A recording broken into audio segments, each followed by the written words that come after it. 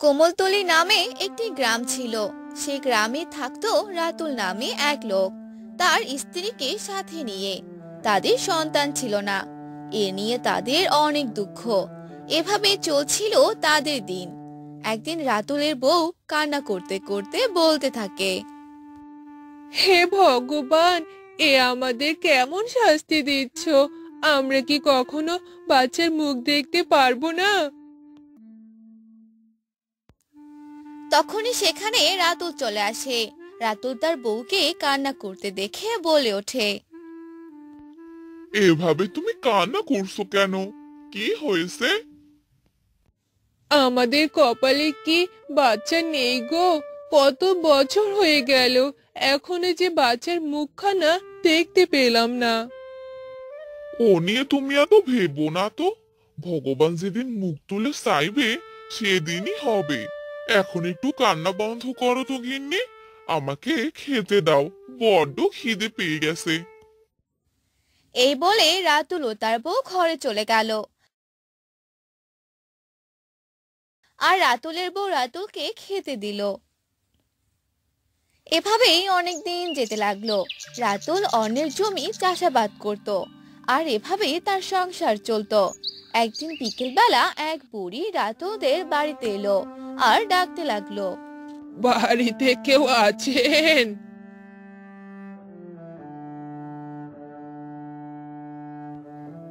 আরে, কে গো আপনি বুড়িমা? এভাবে ডাকছেন কেন? আমাকে একদিন তোর বাড়িতে থাকতে দিবি মা? অনেক দূর থেকে এসেছি, মেয়ের বাড়ি যেতে ধরেছি। এতটা পথ হেঁটেছি, তাই এখন আর হাঁটতে পারছি না। সন্ধ্যাও নেমে আসছে। একদিনের জন্য তোর বাড়িতে থাকতে দে না রে মা। ও, এই ব্যাপার বুড়িমা। আসেন বুড়িমা, ভিতরে আসেন। তারপর সেই বুড়ি বাড়ির ভিতরে গেল আর থাকতে লাগলো। রাত হয়ে যাওয়ার পর তারা খাওয়া দাওয়া করে নিল। আর রাতে সেই বুড়ি রাতুলের বউকে বলতে লাগলো, কি রে মা, এই বাড়িতে কি শুধু তোরা দুইজনই থাকিস? তোর সন্তানরা কই থাকে? আমার কোনো সন্তান নেই বুড়িমা। ভগবান আমাদের কোনো সন্তান দেয়নি। মন খারাপ করিস না, সব ঠিক হয়ে যাবে। ভগবান চাইলে নিশ্চয়ই হবে। তারপর তারা সবাই রাতে ঘুমিয়ে পড়ল। পরদিন সকালবেলা সেই বুড়ি খাওয়া দাওয়া করে নিল। আর চলে যাওয়ার সময় তার ব্যাগ থেকে একটি আপেল রাতুলের বউকে দিয়ে বলল, এই নাও মা, এই আপেলটি তুমি খেয়ে নিও। এই আপেল খেলে তোমার অনেক উপকারে আসবে। আচ্ছা বুড়িমা, ঠিক আছে। তারপর সে বুড়ি সেখান থেকে চলে গেল। আর রাতুলের বউ সেই আপেলটি পরিষ্কার করে খেয়ে নিল। এভাবেই কিছুদিন চলে গেল। আর রাতুলের বউ সেই আপেলের মাধ্যমে মা হয়ে গেল। এসব শুনে রাতুল ও তার বউ অনেক খুশি হয়ে গেল। তারপর একদিন রাতুলের বউ এক কন্যা সন্তানের জন্ম দিল। আর তারা অনেক খুশি হয়ে গেল। রাতুল তার কন্যার নাম রাখলো রাখি। আস্তে আস্তে রাখি বড় হতে লাগলো। রাখি, মা রাখি, কোথায় মা তুই? এই তো বাবা, আমি মায়ের সাথে রান্না করছি। আমার মেয়েটা কত বড় হয়ে গেছে। কি রান্না করছিস মা? পায়েস রান্না করছি বাবা। এভাবেই তারা বাবা মেয়ে কথা বলতে থাকে। রাখি রান্না বান্না করতে ভীষণ ভালোবাসতো। রাখি ছোট থেকে একটু একটু করে রান্না শিখতো। আর এখন রাখি অনেক বড় হয়ে গেছে।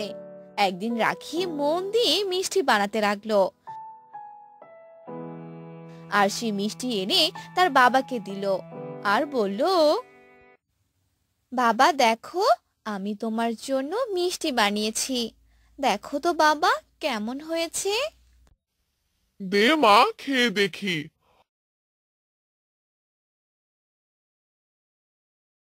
উম আরে বাহ, কি দারুণ খেতে! মিষ্টিটা তো বেশ দারুণ হয়েছে। তুই এত ভালো রান্না কিভাবে শিখলি মা? জাদু বাবা, জাদু। জাদু করে বানিয়েছি। অনেক মজা হয়েছে মা। এখন বরং আমি কাজে যাই।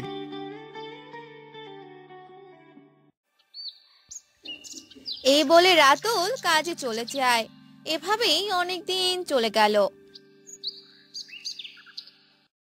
একদিন রাতুল অনেক চিন্তা নিয়ে বাসায় ফিরতে লাগলো। তখনই রাতুলের বউ রাতুলকে বলতে লাগলো। কি ব্যাপার গো, তোমায় এত চিন্তিত লাগছে কেন? আমি যার জমি নিয়ে চাষাবাদ করতাম সে তার জমি বিক্রি করে দিয়েছে। এখন আমি কিভাবে সংসার চালাবো? তুমি কোনো চিন্তা করো না তো, তুমি দেখো অন্য কোথাও কোনো কাজ পাও কিনা। তখনই সেখানে তাদের মেয়ে রাখি চলে এলো আর বলতে লাগলো, কি ব্যাপার, তোমরা কি নিয়ে এত কথা বলছো? তখন রাতুল সব ঘটনা তার মেয়েকে বলে দিল। এসব শুনে রাখির মাথায় একটা দারুণ বুদ্ধি চলে এলো। রাখি তখন বলল, বাবা, আমার মাথায় এক দারুণ বুদ্ধি এসেছে।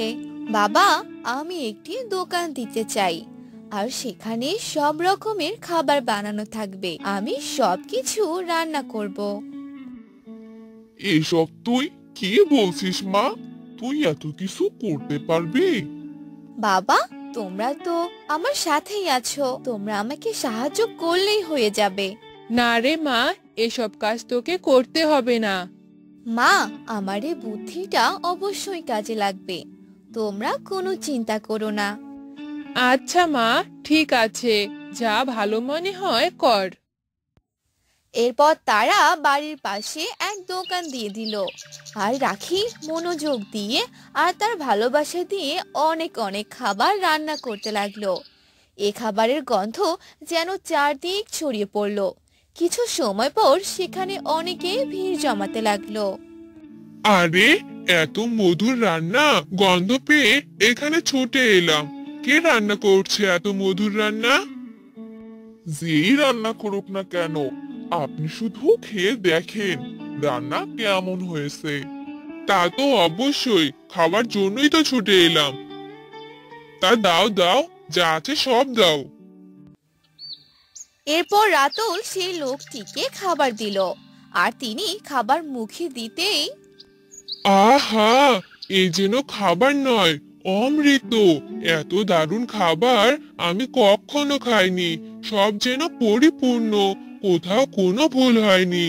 এত মধুর রান্না কে করলো শুনি? আমার মেয়ে করেছে গো। বাবা, তোমার মেয়ে তো অনেক সুন্দর রান্না পারে। দাও, আমাকে আরো কিছু দাও। এই বলে রাতুল তাকে আরো খাবার দিল। আর সেই দোকানে অনেকেই ভিড় করে খাবার নিতে লাগলো। একদিনই তারা অনেক টাকা পেল। এসব দেখে রাখির মা বাবা অবাক হয়ে গেল। একদিনই এত টাকা? এটা কি করে সম্ভব? আমার তো বিশ্বাসই হচ্ছে না। সবই আমার মেয়ে আর মেয়ের বুদ্ধির জন্যই হয়েছে, আমার বুদ্ধিমতী কন্যা। বাবা, তুমি আর কোনো চিন্তা করো না, এখন থেকে আমি রান্না করে সবাইকে খাওয়াবো। কিন্তু মা, সবই বুঝলাম, কিন্তু তুই এত ভালো রান্না কিভাবে শিখলি?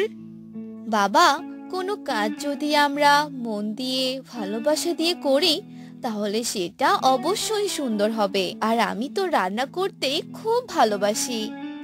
এবার বুঝতে পেরেছি মা। এখন থেকে তাহলে আমরা এই কাজই করব। আমার বুদ্ধিমতী মেয়ের প্রশংসা করতেই হয়। এরপর থেকে তারা সেই দোকানে খাবার রান্না করত। আর সবাই সেখানে এসে ভিড় জমাতো। তাদেরই ব্যবসা ভালোই চলছিল। এভাবেই অনেক দিন চলে গেল। আর তারা আস্তে আস্তে বড়লোক হয়ে গেল। আর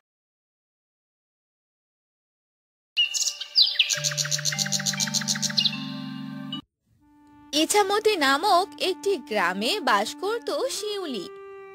শিউলি ছিল অনেক রাগী, কারো সাথে ভালো ব্যবহার করতো না। কিছুদিন পর শিউলির সাথে মোহন নামে একটি ছেলের বিয়ে হয়। এরপর থেকে শিউলি মোহনের বাসায় থাকতে শুরু করে। মোহন রিক্সা চালাতো, সকালে বাইরে যেত আর রাতে বাসায় আসতো। সেরকমই একদিন বউ, ও বউ, কোথায় গেলে?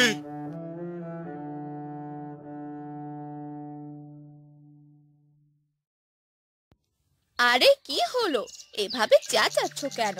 ভূতে ধরলো নাকি? হ্যাঁ, আরে কি সব বলো? ভূতে ধরবে কেন? আমি রিক্সা নিয়ে বাইরে যাব, আর তাই তোমাকে বলার জন্য ডাকছিলাম। এটা আবার আমাকে বলতে হবে কেন? তুমি তোমার কাজে চলে যাও। আচ্ছা ঠিক আছে, এবার আমি আসি তাহলে। এরপর মোহন তার রিক্সা নিয়ে চলে গেল আর যেতে যেতে বলতে লাগলো, এই বউকে নিয়ে যে আমি কি করব কিছুই বুঝতে পারছি না। যত দিন যাচ্ছে ততই আমার সাথে খারাপ ব্যবহার করছে। এই বলে মোহন যেতে থাকে। তখনই সে একটি যাত্রীকে দেখতে পেল আর মোহন বলতে লাগলো, আরে দিদি, কোথায় যাবেন আপনি? আসুন আসুন, বসুন। হ্যাঁ দাদা, আমি একটু সামনেই যাব, চলেন তাহলে।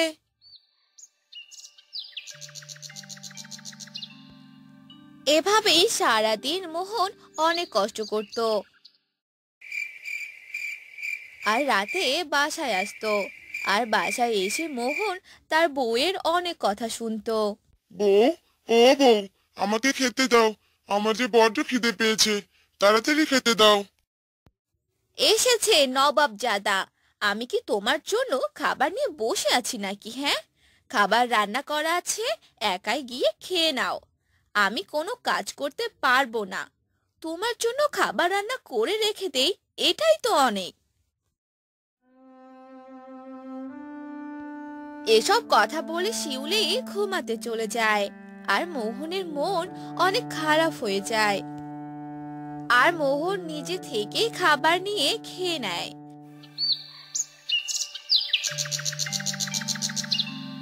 এভাবে অনেক দিন চলে যায়। একদিন মোহন অনেক রাতে বাড়ির দিকে আসতে লাগলো।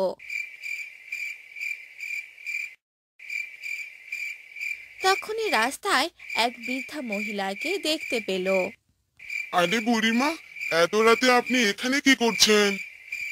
আরে বাবা, আমার যে যাওয়ার কোনো জায়গা নেই, কোথায় আর যাব, তাই এখানেই রাত কাটাচ্ছি। আরে বুড়িমা, এভাবে কি বাইরে থাকা যায় নাকি? আপনি বরং আমার রিক্সাতে উঠুন, আমার বাড়িতেই আপনি থাকবেন। আচ্ছা বাবা, ঠিক আছে।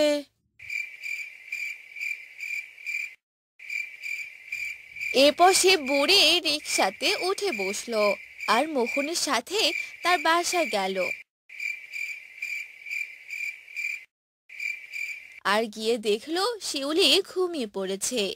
তাই মোহন সে বৃদ্ধাকে একটি ঘরে থাকার জন্য বলে আর তাকে কিছু খাবার খেতে দেয় আর নিজে খেয়ে ঘুমিয়ে পড়ে।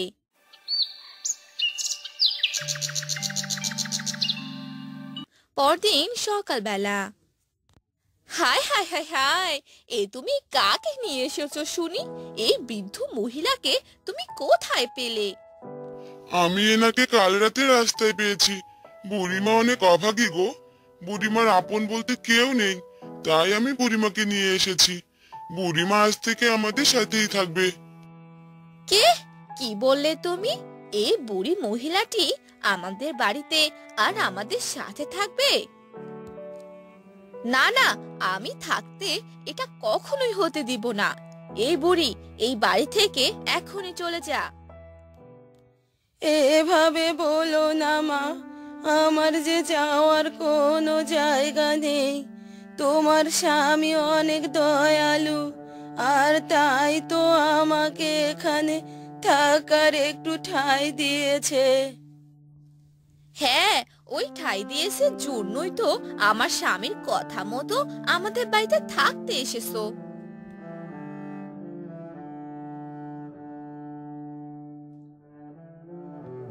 এই বলে শিউলি সেখান থেকে চলে গেল।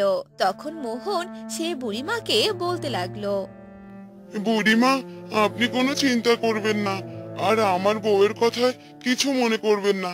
সে এরকমই, সব সময় সবার সাথে খারাপ ব্যবহার করে, আমার সাথেও করে। ও, এই ব্যাপার। তাহলে এক কাজ করো বাবা, তোমার বউয়ের মাথা বদল করো, তাহলে দেখবে সে খারাপ ব্যবহার করা থেকে বিরত থাকবে আর এরপর ভালো ব্যবহার করবে। মাথা বদল মানে? এ কি করে সম্ভব? আমি এক বৈদ্য বাবা, আমি তোমার বউয়ের মাথা বদল করে দেব।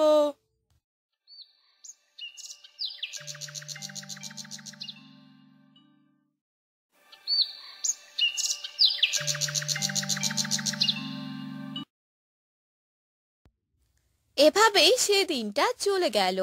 রাতের বেলা শিউলি ঘুমিয়েছিল।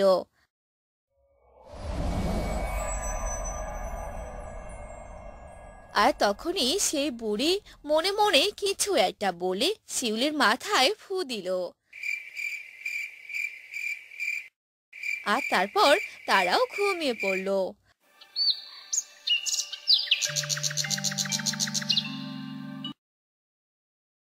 পরদিন সকালবেলা, কই গো, কোথায় গেলে তুমি? খাবার দিচ্ছি, তাড়াতাড়ি খাবার খেয়ে কাজে চলে যাও। আরে বাহ, এ আমি সত্যি দেখছি নাকি স্বপ্ন দেখছি? আজ বউ এত ভালো হয়ে গেল কি করে? হ্যাঁ রে, তুই সত্যি দেখছিস, এসব আমি করেছি, এবার আর তোর কোনো চিন্তা নেই।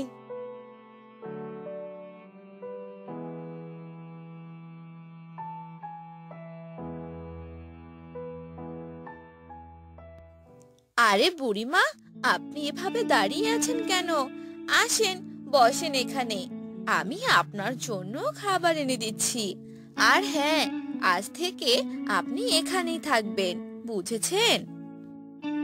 এসব কিছু দেখে মোহন তো অবাক হয়ে গেল। আর এরপর মোহন বুড়িমাকে অনেক ধন্যবাদ জানালো। আর এরপর থেকে তারা সবাই সুখে শান্তিতে থাকতে লাগলো।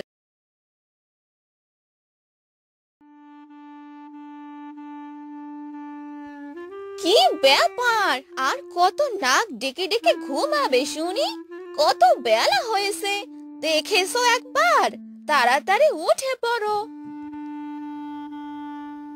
আরে গিন্নি, আর একটু ঘুমোতে দাও, এভাবে চেঁচামেচি করছো কেন? যাও যাও, এখন আর ডাকাডাকি করো না তো, একটু পরেই উঠছি। ও, সোজা কথা তোমার কানে ঢুকবে না তাই তো? দেখাচ্ছি মজা।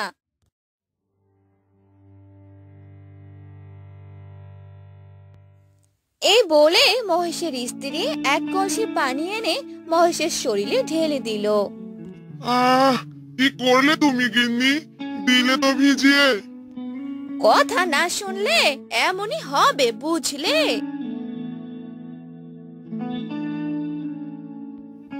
কি সব বলছো? এই সকালবেলা বাজারে যেতে হবে মানে? কালকেই তো বাজার করে নিয়ে এসেছি, ওগুলো আবার কি হয়েছে?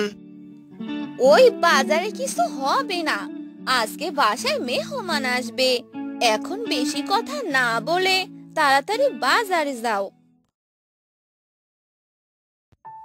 এরপর মহেশ ব্যাগ নিয়ে বাজারে চলে গেল আর বাজার করে নিয়ে এলো। মহেশ ছিল একজন দোকানদার। তার দোকানে ছিল অনেক বৈদ্যুতিক জিনিসপত্র। তার দোকান থেকে সবাই লাইট সহ অন্যান্য জিনিস কিনতে আসতো। মহেশ তার দোকানের মাধ্যমেই সংসার চালাতো। দাদা, আরে ও দাদা, দোকানে আসো। আরে হ্যাঁ, মাত্র আসলাম দোকানে, বলো তোমার কি লাগবে? আমার একটা লাইট লাগতো গো দাদা, রাতে করে মাছ মারতে যেতে হয়, আর লাইটটা নষ্ট হয়ে গেছে, ভালো দেখে একটা লাইট দাও। আরে, আমার কাছে কি কখনো খারাপ কিছু পেয়েছো নাকি? হ্যাঁ, এই নাও, এই লাইটটি নাও, এটার আলো অনেক দূর পর্যন্ত যাবে, আর খুব সহজে মাছ মারতেও পারবে। তাহলে তো ভালোই হলো। দাও তাহলে এই লাইট, আর এই নাও টাকা।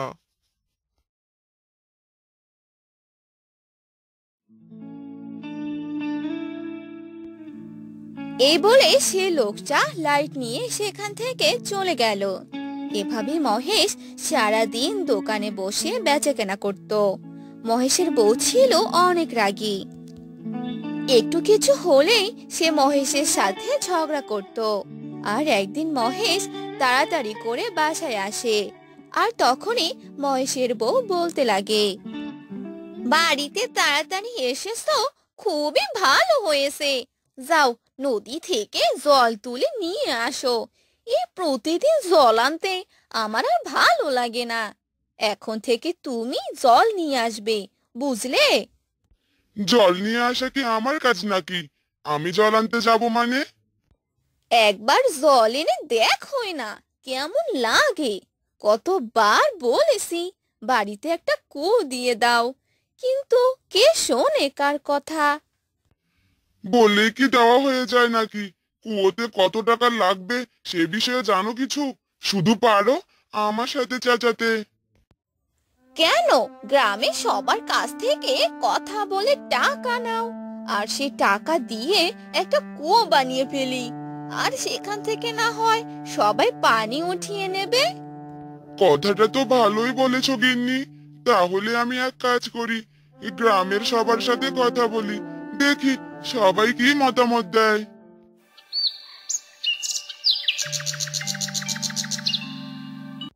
পরদিন সকালবেলা এক গাছের নিচে বসে মহেশ সবার সাথে আলোচনা করে। একটি কুয়ো বানানোর কথা জানায়, যেখানে সবাই কিছু করে অর্থ প্রদান করবে। এ কথা শুনে সবাই বলতে থাকে, না না না না, আমি কোনো টাকা দিতে পারবো না বাপু। আমরা নদী থেকে জল নিয়ে আসি, এটাই তো অনেক। এর কুয়োর বিনিময়ে কোনো টাকাই দিব না আমি। সে কি বলছেন আপনারা? আপনারা যদি এই কুয়োর কাজে আমাদের সহায়তা না করেন, তাহলে আমাদের এত কষ্ট করে নদী থেকে জল আনতে যেতে হবে। কিন্তু কেউ মহেশের কথায় রাজি হলো না, আর তারা সবাই সেখান থেকে চলে গেল। এই যা, সবাই যে চলে গেল, কেউ তো আমার কথায় রাজি হলো না। এবার কি করব আমি? এ কথা যদি বউ জানতে পারে, তাহলে তো আমার সাথে ঝগড়া শুরু করে দেবে। ইস, মাথাটা শুধু বন বন করে ঘুরছে। যাই, বাড়িতেই যাই। কি ব্যাপার গো, গ্রামে সবাই কি বললো? রাজি হয়েছে তো? তোমার কথা মতো কাজ করলে কেউ রাজি হবে না, বুঝলে? ভালো বুদ্ধি তো দিতে পারো না, আর কি সব বুদ্ধি দিয়েছো, কেউ রাজি হয়নি। তারা এই কুয়োর জন্য কোনো অর্থ দিতে পারবে না। এবার তুমিও কুয়োর আশা ছেড়ে দাও, বুঝলে? হায় ভগবান, কি হয়ে গেল? আবারও যে আমাকে নদী থেকে জল এনে কাজ করতে হবে। আমার যে এত কষ্ট আর ভালো লাগছে না। তুমি কোনো উপায় বের করে দাও না ভগবান।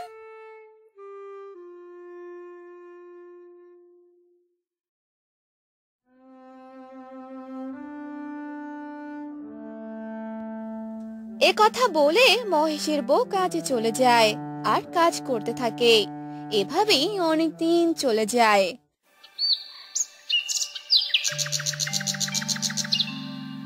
একদিন সকালবেলা মহেশের বউ ঘুম থেকে উঠে পড়ে, আর ঘর থেকে বের হতেই,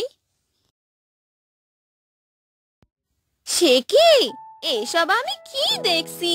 আমার সব ঠিক আছে তো? কি গো শুনছো? তাড়াতাড়ি বাহিরে এসো, দেখো কি হয়েছে।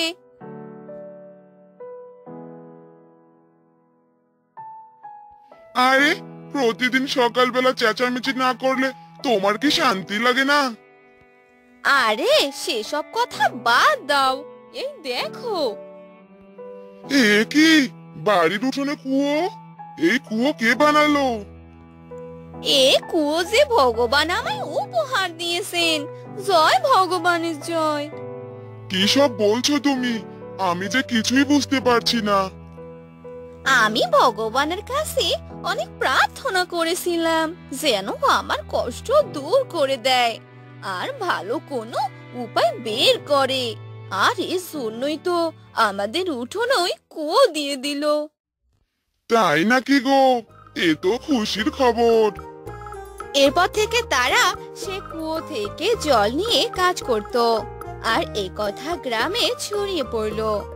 আর সে কুয়ো দেখতে গ্রামের সবাই হাজির হলো আর সবাই বলতে লাগলো, হ্যাঁ গো দিদি, আমরাও তবে এই কুয়ো থেকে জল নিব।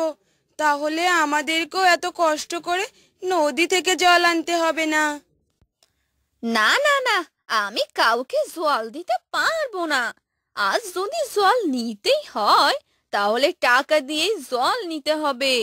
সে কি কথা, জল নিব আবার টাকা দিয়ে?